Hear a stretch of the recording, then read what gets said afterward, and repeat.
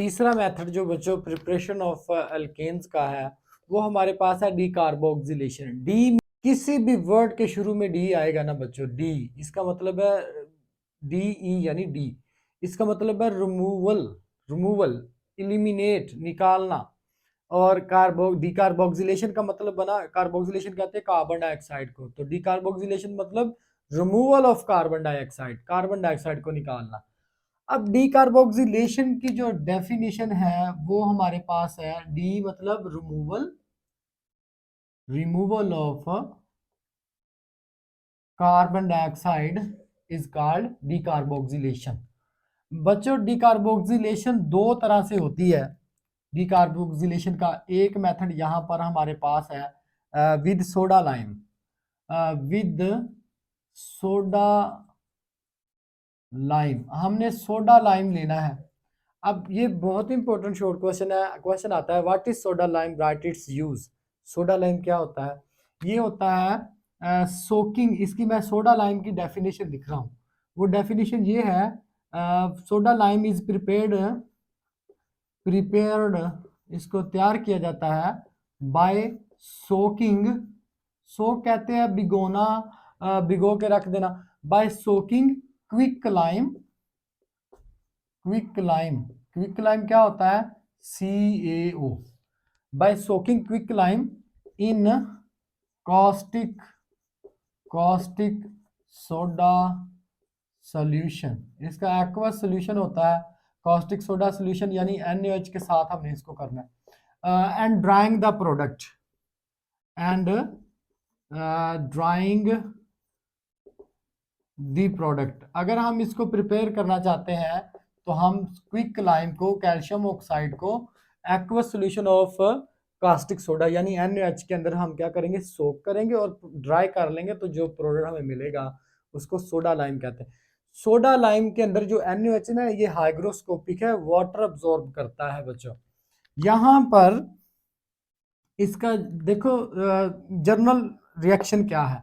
हमें चाहिए salt of carboxylic acid, fatty acid का साल्ट, मोनोकार्बो। यहाँ पर ना salt, salt of monocarboxylic acid हमें लेना पड़ेगा, मोनोकार्बोक्सिलिक एसिड्स। और इसको हम मोनोकार्बोक्सिलिक एसिड ओपन चेन लेना है, इसको फैटी एसिड भी कहते हैं। ओपन चेन हो और एक कार्बोक्सिल ग्रुप हो तो उसको फैटी एसिड भी कहा जाता है। तो जनरल फॉर्मूला ले रहा हूं मैं, RC डबल बॉन्ड OOH। ये तो हो गया ना एसिड। अगर यहां से हाइड्रोजन निकाल दो तो ये कार्बोक्सिलिक एसिड की बजाय कार्बोक्सिलेट होता है। और अगर इधर कोई साल्ट, आपने कौन सा साल्ट लेना? ये सोडियम साल्ट ऑफ, देखो सोडा लाइम के अंदर sodium salt of monocarboxylic acid लिया जाता है। और इसका रिएक्शन किससे करवाएंगे? इसका रिएक्शन करवाएंगे हम सोडा लाइम के साथ। सोडा लाइम क्या है? NaOH और CaO का मिक्सचर। अब मैं आपको इसका जर्नल बता दूं तो ये रिएक्शन कुछ इस तरह से होगा, Na2CO3 बन जाएगा, Na2CO3, और साथ देखो R के साथ ये लग जाएगा H, तो ये बन जाएगा अल्केन। अगर अल्केन से H निकाल दो तो R यानी अल्काइल ग्रुप बनता है, मिथाइल, इथाइल, प्रोपाइल, ब्यूटाइल। लेकिन अगर वही H लग जाए तो वो दोबारा अल्केन बन जाता है। तो इस तरह से आपने साल्ट ऑफ मोनोकार्बोक्सिलिक एसिड लिया, इसकी आपने सोडा लाइम के साथ ट्रीटमेंट की, तो बच्चों हमें मिला अल्केन। इसका एक रिएक्शन भी लिखते हैं। ले मैं sodium salt of acetate, acetic acid ले लेता हूं, यानी सोडियम एसीटेट ले लेता हूं, CH3COO ये मैंने यही ले लिया, मैंने इसको क्लोज करके लिख दिया। ये हमारे पास आ गया NaOH। अब मैं इसको हीट करूंगा सोडा लाइम के साथ। जब मैं इसको हीट करूंगा ना सोडा लाइम के साथ, तो बच्चों क्या बनेगा? वही बात है, यहां से Na2CO3 निकल जाएगा, ये Na2CO3 आ गया, और बच्चों यहां पर मीथेन बन जाएगा, मीथेन बन जाएगा आपके पास। ये रिएक्शन याद रखिएगा, मीथेन को इथेन को मीथेन में कन्वर्ट करने के लिए भी इस्तेमाल होता है, हम आगे इसको पढ़ेंगे। बच्चों यहां पर हमारे पास आ जाएगा फर्दर एक एग्जांपल एंट्री टेस्ट के लिहाज से अगर मैं आपको बताऊं ना, एमडी कैट या ई कैट के लिहाज से, तो वो कहता है कि what product is formed when sodium salt of formic acid is heated with soda lime. Sodium salt of formic acid क्या होता है? H C double bond O H, ये फॉर्मिक एसिड है। इसका सोडियम साल्ट ले लो, सोडियम साल्ट, और इसको आप हीट करोगे सोडा लाइम के साथ।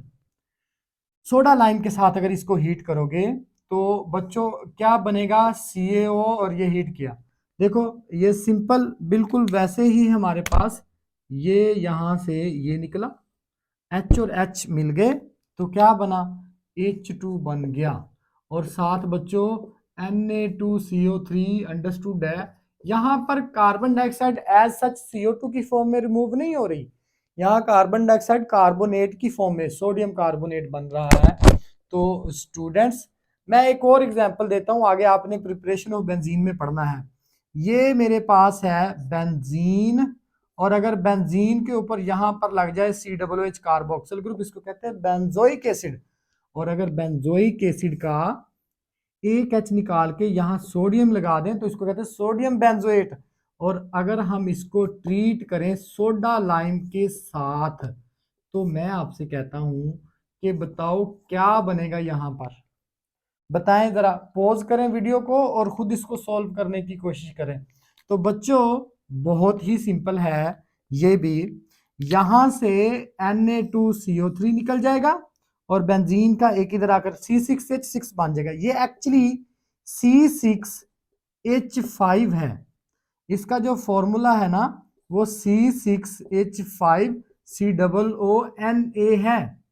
और यहां पर ये बन जाएगा C6H6, यानी ये बन जाएगा बेंजीन, ये बेंजीन बन जाएगा। और साथ यहां पर बच्चों Na2CO3 बन जाएगा।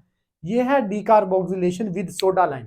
डीकार्बोक्सिलेशन का जो दूसरा मेथड है वो है Kolbe's electrolytic method. Kolbe's electrolytic method को हम स्टार्ट करते हैं। यहां भी आपने सोडियम साल्ट या पोटाशियम साल्ट और फैटी एसिड ही लेना है और इसका एक्वा सोल्यूशन लेकर उसमें से करंट गुजार देना है। यहाँ बच्चों मैं जर्नल रिएक्शन लिख रहा हूँ, आपकी बुक में स्टेटमेंट लिखी है, when sodium or potassium salt of monocarboxylic acid is electrolyzed, symmetrical alkanes are produced. This is called coal-based electrolytic method for preparation of alkanes. Alkanes, alkenes, alkynes तीनों ही coal base से produce किए जा सकते हैं। हम जहां पर क्या पढ़ रहे हैं? alkanes के बारे में। तो बच्चों यहाँ जर्नल ले रहा हूं, मैं ये ले लेता हूं पोटाशियम साल्ट ले लें चाहे सोडियम साल्ट ले लें, मैं ये ले लेता हूं potassium salt of monocarboxylic acid. हमने इसको क्या करना है? हीट करना, इसका एक्वा सोल्यूशन, सॉरी, हमने इसके एक्वा सोल्यूशन में से करंट गुजारना है। तो मैं कहूंगा 2 मोल इसके ले लें, 2 मोल इसके ले लें, जनरल रिएक्शन। तो बच्चों ये बन जाएगा हमारे पास आर आर सिमेट्रिकल अल्केन बन जाएंगे, साथ कार्बन डाइऑक्साइड और 2 KOH बन जाएंगे, 2 KOH के मोल बनेंगे। और साथ ही यहां पर बच्चों बनेगा हमारे पास हाइड्रोजन गैस। मैं आपको ना इसको बैलेंस करने का ट्रिक बताता हूं, वो आप इसको ना इस तरह से लिखें, RCOO, इसके 2 मोल हैं, और इसको थोड़ा सा इस तरह से RCOO,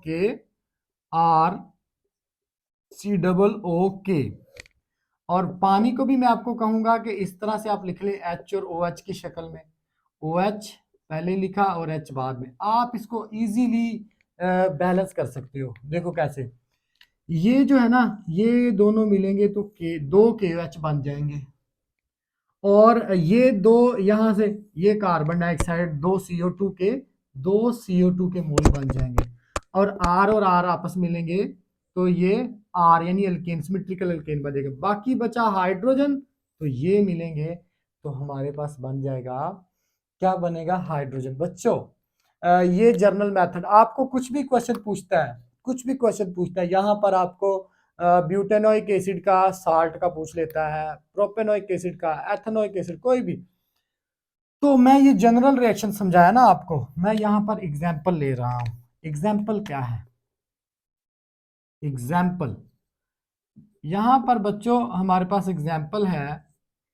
एग्जाम्पल में हमारे पास साल्ट ऑफ एसिटिक एसिड लेता हूँ CH3COO और इसका हम क्या करेंगे, रिएक्शन करवाएंगे। तो ये पानी के 2 मोल ले लें और ये 2 मोल इसके लगेंगे। बच्चों ये हमारे पास बन जाएगा, देखो आर आर आपस में मिलेंगे, मिथाइल और मिथाइल जुड़ गए तो ईथेन बन गया। यहाँ मैं इसके अंदर से करंट पास कर रहा हूँ, इसके अंदर से इलेक्ट्रिसिटी पास कर रहा हूँ, इसको इलेक्ट्रोलिसिस कहते हैं। और यहाँ पर होगा कुछ इस तरह से कि साथ क्या बनेगा, 2 कार्बन डाइऑक्साइड के मोल बनेंगे, 2 पोटाशियम हाइड्रोक्साइड के मोल बनेंगे और 7 हाइड्रोजन बन जाएगा। बच्चों इसका मैकेनिज्म की तरफ मूव करते हैं। मैकेनिज्म में ना मैं आपको सबसे पहले इसके अंदर बताऊंगा कि इसकी आयनाइजेशन होती है। मैकेनिज्म की तरफ चलते हैं। मैकेनिज्म क्या है, सबसे पहले इसकी आयोनाइजेशन होती है। CH3COO के sodium salt, potassium salt of acetic acid, इसका आपने क्या करना है, इसके 2 मोल लें और इसको वाटर में डिसॉल्व करें। आयनाइजेशन को हमेशा रिवर्सिबल रिएक्शन से शो किया जाता है। तो ये यहाँ पर पानी में डिसॉल्व करोगे ना तो ये बन जाएगा CH3COO नेगेटिव और साथ यहाँ पर पोटाशियम के 2 आयन बन जाएंगे और 2 ही आयन इसके बन जाएंगे। तो 2 पोटाशियम के आयन और 2 ही आयन इसके। अब बच्चों ये बेसिकली एक इलेक्ट्रोलिटिक टैंक के अंदर इलेक्ट्रोलिसिस की जाती है। यहाँ पर एनोड होता है और यहाँ पर कैथोड होता है। इलेक्ट्रोलिसिस आपने फर्स्ट ईयर में पढ़ी। तो यहाँ इसका साल्ट लिया जाता है। जब साल्ट लेते हो ना वाटर की मौजूदगी में, कंसंट्रेटेड साल्ट होगा, तो यहाँ पर एक तो CH3COO नेगेटिव होगा और पोटाशियम के आयन भी होंगे साथ, क्योंकि पानी लिया है तो हाइड्रोजन आयन भी होंगे और हाइड्रोक्सल आयन भी होंगे। तो 4 तरह के आयन होंगे। जब आप करंट गुजारोगे ना तो एनोड पर क्या होगा, एट एनोड पर आपको पता है एनाइन जाता है। एनाइन यहाँ पर 2 तरह के हैं, OH और एसीटेट आयन भी। तो यहाँ पर एसीटेट आयन का रिडक्शन पोटेंशियल ज्यादा होगा बच्चों। तो इस तरह से ये होगा CH3C+O और O नेगेटिव। यहाँ पर 2 इलेक्ट्रॉन है। इसको आप देखेंगे कि सबसे पहले एनोड पर क्या होती है भला, oxidation. Loss of electron is called oxidation. इस तरह से होगा बेटा कि ये फ्री रेडिकल बनेगा। फ्री रेडिकल मैकेनिज्म है इसका। फ्री रेडिकल मैकेनिज्म, यहां से एक इलेक्ट्रॉन इस ऑक्सीजन के ऊपर रह जाएगा और एक इलेक्ट्रॉन निकल जाएगा। अगर आप ये 2 लेंगे, ठीक है, तो ये यहां भी 2 होंगे और इलेक्ट्रॉन भी 2 निकलेंगे। बेसिकली ये 2 इलेक्ट्रॉन हैं, एक इलेक्ट्रॉन ऑक्सीजन के ऊपर ही रह गया, एक इलेक्ट्रॉन निकल गया। तो बच्चों यहां पर फर्दर आगे क्या होता है, फर्दर आगे यहां पर CH3C+O फ्री रेडिकल। अब देखो यहां से ये बॉन्ड टूटता है, यहां पर 2 है ना, एक सिग्मा बॉन्ड के अंदर 2 इलेक्ट्रॉन होते हैं। एक इलेक्ट्रॉन यहां पर चले जाता है, हाफ एरो से शो कर रहा हूं, एक इलेक्ट्रॉन यहां पर चले जाता है और ये वाला इलेक्ट्रॉन इधर चले जाता है। अगर मैं ये 2 लेता हूं तो ये मिथाइल फ्री रेडिकल कितने बनेंगे, 2 बनेंगे और यहां पर ये बन जाएगी कार्बन डाइऑक्साइड। यहाँ कार्बन ऑक्सीजन डबल बॉन्ड तो पहले ही है और दूसरा ये जो कार्बन ऑक्सीजन डबल बॉन्ड बन जाएगा ये बेसिकली क्या बनी, कार्बन डाइऑक्साइड। और अगर ये 2 ले रहे हो तो ये भी क्या बनेंगे, 2 ही बनेंगे। बच्चों ये तो है ना at anode, loss of electron हुआ, ऑक्सीडेशन हुई। हम बात करते हैं कैथोड पर यहाँ क्या होता है। तो कैथोड पर यहाँ पर एट कैथोड की मैं हेडिंग दे रहा हूं, एट कैथोड। कैथोड पर बच्चों क्या होता है, कैथोड के ऊपर वाटर जो होता है, वाटर इस तरह से ये इलेक्ट्रॉन गेन करता है, इलेक्ट्रॉन गेन करता है और ये बना देता है हाइड्रोक्साइड आयन। यहाँ पर हाइड्रोक्साइड आयन बनते हैं और हाइड्रोजन गैस बनती है। Gain of electron is called reduction. तो बच्चों ये 2 इलेक्ट्रॉन आ गए, यहाँ पर कैथोड पर रिडक्शन होती है। कैथोड पर कैटाइन जाता है। तो कैटाइन यहाँ पर क्या है, पोटाशियम के 2 आयन अगर आप ले रहे हो यहाँ पर पोटाशियम के 2 आयन, तो ये 2 हाइड्रोक्साइड आयन के साथ करेंगे रिएक्शन और ये बना देंगे 2KOH। तो इस तरह से gain of electron is called reduction at cathode. Cathode पर रिडक्शन होती है। बच्चों इसके कुछ लिमिटेशंस हैं, ड्रॉबैक्स हैं। इसका ड्रॉबैक्स अगर मैं आपको बताऊं, drawbacks of Kolbe's electrolytic method, सबसे पहला ड्रॉबैक ये है कि इससे जस्ट और जस्ट हमारे पास सिमेट्रिकल अल्केन्स प्रोड्यूस हो सकते हैं। पहला ड्रॉबैक कि आप methane can not be prepared, can not be prepared by this method. इससे आप मीथेन को प्रिपेयर नहीं कर सकते बाय दिस मेथड। और दूसरा क्या है, only symmetrical alkanes, only symmetrical alkanes can be prepared. अब ये सिमेट्रिकल अल्केन्स क्या होते हैं, वो अल्केन्स जिनमें even number of carbon atom हो, 2 वाला, 4 वाला, 6 वाला, 8 वाला। और बच्चों यहाँ पर इसके दूसरी बात यह है कि साइड प्रोडक्ट, तीसरा इसका जो हमारे पास आ गया, नंबर ऑफ साइड प्रोडक्ट्स बनते हैं, नंबर ऑफ साइड प्रोडक्ट्स बनते हैं, नंबर ऑफ साइड प्रोडक्ट्स बनते हैं।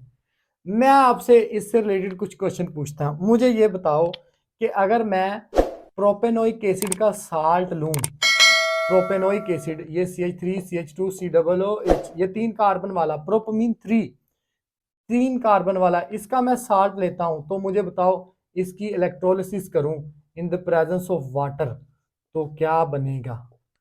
और अगर मैं ब्यूटेनोइक एसिड लेता हूं, बच्चों बोर्ड में एक क्वेश्चन आया हुआ है, predict the products when the sodium salt of butanoic acid is electrolyzed। यानी ब्यूटेनोइक एसिड का जो सोडियम साल्ट है उसको जब इलेक्ट्रोलिसिस करोगे, कोलबेस इलेक्ट्रोलिटिक मेथड की बात हो रही है, तो कौन कौन से प्रोडक्ट बनेंगे, तो ये मेरा आपसे क्वेश्चन है। बच्चों अगर आपको ये वीडियो अच्छी लगी हो तो इसको वीडियो को एक तो आप पूरी देखा करें, दूसरा इसको लाइक करें, शेयर करें और सब्सक्राइब करें।